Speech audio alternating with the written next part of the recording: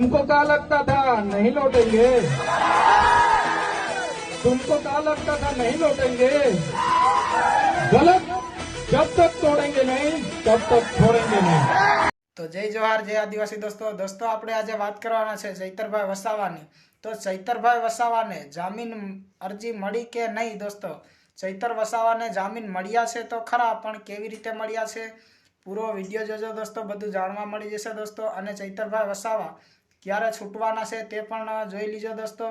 હા દોસ્તો, તો ચૈતરભાઈ વસાવાને જામીન તો મળી ગઈ છે દોસ્તો, પણ કઈ કઈ શરતોને મૂકીને જામીન મળ્યા છે દોસ્તો તે વિડીયો પૂરો જોઈ લીજો। જે આપણા શીતલબેન બે શબ્દો સંભળાવશે દોસ્તો, જોઈ લીજો પૂરો વિડીયો।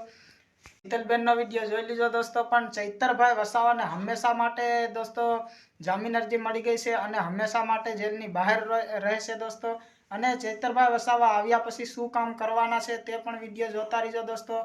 માનનીય ડેડિયાપાડાના ધારાસભ્ય શ્રી ચૈતરભાઈ વસાવાના જામીન આજરોજ મંજૂર કરવામાં આવ્યા છે નામદાર હાઈકોર્ટ દ્વારા, અને હવે એ જેલની બહાર ટૂંક સમયમાં આવશે અને ફરી જનતાની જોડે એમના જે સમર્થકો છે એમની સાથે એમના જે પ્રેમ અને લાગણી છે એ વ્યક્ત કરશે અને એમના જે પણ અધૂરા કામો છે એ પૂર્ણ કરવા માટે આગળ પ્રયત્નો કરવાના છે।